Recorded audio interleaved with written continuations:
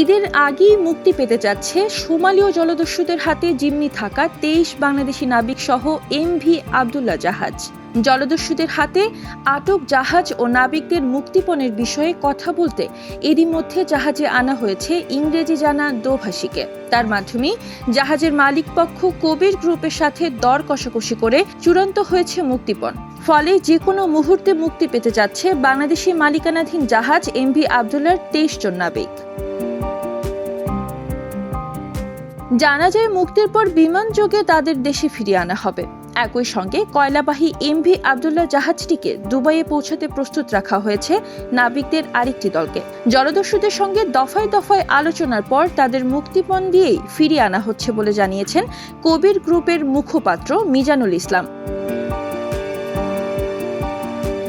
তিনি আরও জানান, জলদস্যুদের কবল থেকে মুক্তি পেলেই ২৩ নাবিককে বিমানযোগে বাংলাদেশে নিয়ে আসা হবে। আর জাহাজটিতে থাকা ৫৫,০০০ মেট্রিক টন কয়লা দুবাইয়ের গন্তব্যে পৌঁছে দিতে জাহাজের মালিকপক্ষ কবির স্টিল এরই মধ্যে ২৩ নাবিকের আরেকটি দলকে প্রস্তুত রেখেছে। তারাই নতুন করে এমভি আবদুল্লাহর দায়িত্ব নেবে। সোমালীয় জলদস্যুদের ওপর নানামুখী চাপ সৃষ্টি করা হয়েছিল। নাবিকদের অক্ষত অবস্থায় ফিরিয়ে আনতে মুক্তিপণ দেওয়ারও কোনো বিকল্প ছিল না। মুক্তিপণ আলোচনায় সন্তুষ্ট হয়েই জলদস্যুরা বুধবার থেকে নাবিকদের কেবিনে থাকার পাশাপাশি জাহাজে কাজ করার সুযোগও দিচ্ছে। ঈদের আগেই নাবিকদের ফিরিয়ে আনা হবে বলে ধারণা করা হচ্ছে। জানা যায়, দুবাই যাওয়ার উদ্দেশ্যে পণ্যবাহী জাহাজটি কয়লা নিয়ে ভারত মহাসাগর হয়ে মোজাম্বিক থেকে আরব আমিরাতের আল হামরিয়া বন্দরের দিকে যাচ্ছিল।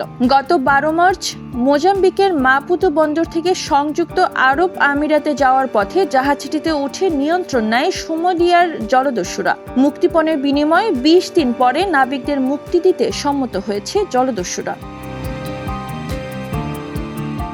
এর আগে ২০১০ সালে একই গ্রুপের এমভি জাহানমণি নামের আরেকটি জাহাজ ছিনতাই হওয়ার ৩ মাস পর মুক্তিপণ দিয়ে ছাড়ানো হয়। আবার কোনো জাহাজ ৬ থেকে ৮ মাস পর মুক্ত হওয়ার নজির রয়েছে। এদিক থেকে এবার বেশ দ্রুতই মুক্তিপণের আলোচনা হয়েছে বলে জানা যায়। সেই হিসেবে ঈদের আগেই সবাই মুক্তি পাবেন বলে আশা করা যাচ্ছে। জাহাজটি চট্টগ্রামের কবির গ্রুপের সহযোগী প্রতিষ্ঠান SR শিপিং লিমিটেডের মালিকানাধীন।